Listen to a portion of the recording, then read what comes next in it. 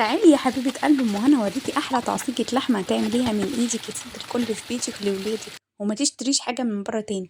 احلى تعصيجة لحمة تعمليها لصينية مكرونة، لصينية جلاش زي انتوا ما شايفين، لصينية رقاق، اللي انتوا عايزينه اعملوه باحلى تعصيجة لحمة هتعمليها في بيتك ومن ايدك يا ست الكل هتطلع زي العسل واحسن من ان انا عملتها كمان. بصوا، اتمنى لو اول مره تشوفوني يعني اسمي ام هنا، وما تنسونيش في المتابعه واللايك والاشتراك، وما تنسوش تصلوا على النبي في التعليقات فضلا منكم وليس امر. ازيكم عاملين ايه؟ وحشتوني وحشتوني. يا صباح الفل او يا مساء الفل على حسب ما بتشوفوني. بصوا بقى النهارده معانا ايه، هنعمل احلى صينيه جلاش هتعمليها في بيتك ولولادك، جميلة مش هتبطلي تعمليها. بصي هنجيب بصلتين هنحطهم مع معلقتين سمنة. انا بحب، انتي عايزة تحطيهم في كبة اعمليهم، عايزة تقطعيها على ايدك برضو اعمليها. انا معايا هنا ربع كيلو لحمة بس هعمل صينية كبيرة منها. هتضاعفي كمية اللحمة ازاي؟ خليكي معايا وتابعي الفيديو للاخر. بصوا هنا حطينا ورقتين لورو، احنا بننكه بنعزز النكهة بتاعت اللحمة والبصل. بصوا هنعمل ايه، هنحط ورقتين لورو اهم حاجة مع البصلايه، احنا بس هنشوحها شويه اللي هو هندبلها شويه، مش قوي يعني مش هنحمرها ولا حاجه، لا بس هندبلها شويه. بصوا جميله. اعتمدي الطريقه دي بتاعت تسليقه اللحمه مش هتبطلي تعمليها. بصي حطينا ورقتين لورو وورقتين وحبيتين حبهين كده. طبعا كل ده بيتشال، انت هتشيليه بس بعد ايه، بعد ما ياخد ايه النكهه بتاعت التوابل وكده، الاعشاب دي. بصوا ما شاء الله عليه جميله، شوحيها خليكي ايه ايدك فيها على طول، هي ما بتاخدش دقيقه على النار ما تقلقيش. بس هي بتاخد النكهه بس بتاعت الورق وخلاص.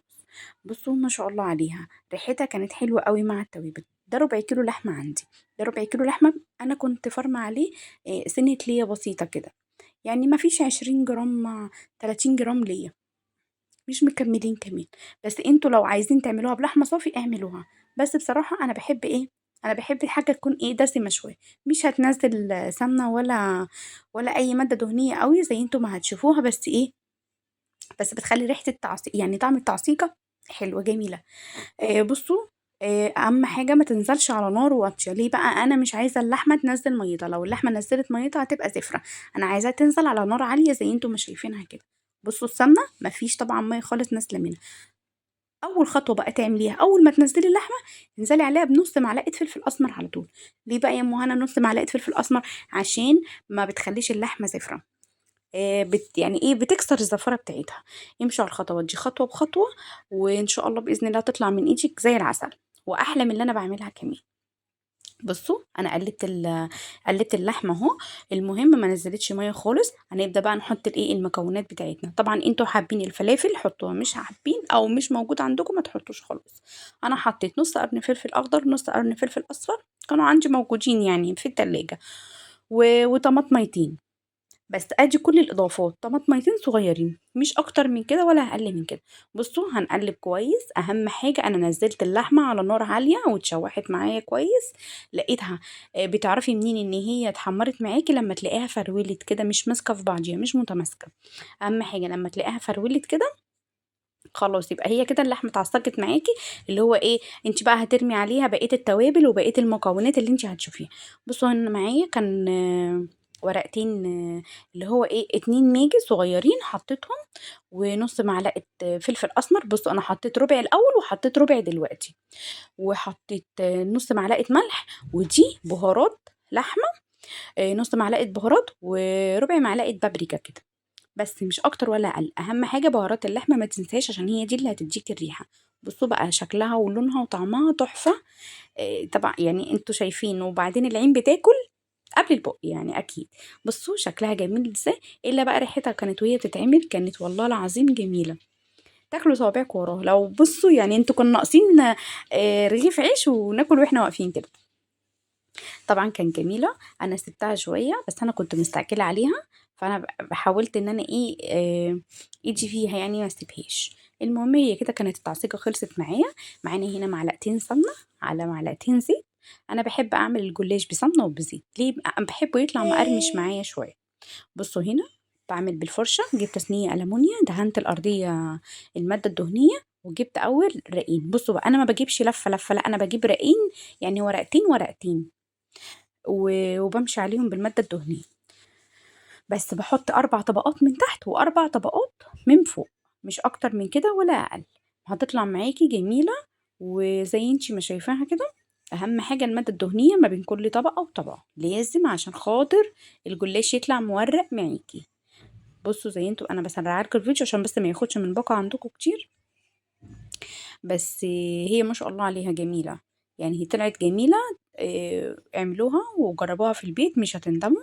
طريقتها جميله. وتعصيجة اللحمه بصوا هي اصلا هتديها ريحه جميله للمكرونه. تجربيها لصينيه جلاش، صينيه رقاق، تجربيها هتطلع معاكي حلوه. بصوا في اي حاجه، بس تعصيجة اللحمه دي امشي على الخطوات اللي انا قلت لك عليها، وهتطلع معاكي ان شاء الله باذن الله احلى صينيه. وهتقولي تسلم ايدك يا مهنا. وما تنسوش تصلوا على النبي في التعليقات عليه افضل الصلاه والسلام، وقولوا لي تسلم ايدك. بصوا انا خلاص اهو بقفل عليها، بحاول اقفل الاطراف. اهم حاجه تقفلي عليها في الاطراف. انا مش عايزه يعني اي جزء من الصينيه طالع منه لحمه او اي حاجه، لا تقفلي عليها من الاطراف.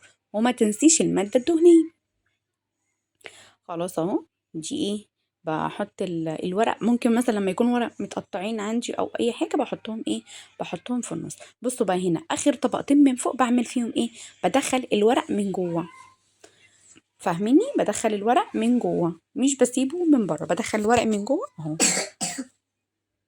و بس وبدهن الماده الدهنيه. خلاص هي كده الصينيه خلصت معانا. بنعمل ايه بقى، بنقطع الصينيه بالسكينه زي انتوا ما شايفينها. عايزين تقطعوها مثلثات زي ما بقطعها قطعوها، عايزين تقطعوها مربعات برضو قطعوها على حسب انتوا ما عاوزين. زي انتوا ما شايفين كده. اهم حاجه يا قلب ام هنا، ما تنسنيش من المتابعه وفي الاشتراك فضلا منكم وليس امرا، ويمشي على الخطوات زي انتوا ما شايفين.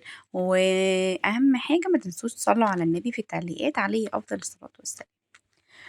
بصوا انا بوريها لكم ازاي، زي البيتزا بالظبط. انا بعملها لولادي في البيت جميله. والربع كيلو عمل لي صينيه كبيره. هنا معايا بيضايه ومعايا كوبايه لبن. عايزه تعمليها بشوربه متاح، وربع معلقه فلفل اسمر كده، اللي هو ايه بنكسر الزفاره بتاعه البيض. لو اي حاجه حادقه بنحط لها فلفل اسمر. لو الجلاش عندنا معسل بنحط له مع يعني نص معلقه فانيليا كده. بس كده انا بشرب الصينيه اهو. اهم حاجه بدخل اللبن كويس في قلب الصينيه من الحروف. وبكده تبقى الصينيه خلصت معانا. وتحطيها بقى في الفرن على الرف الوسطاني.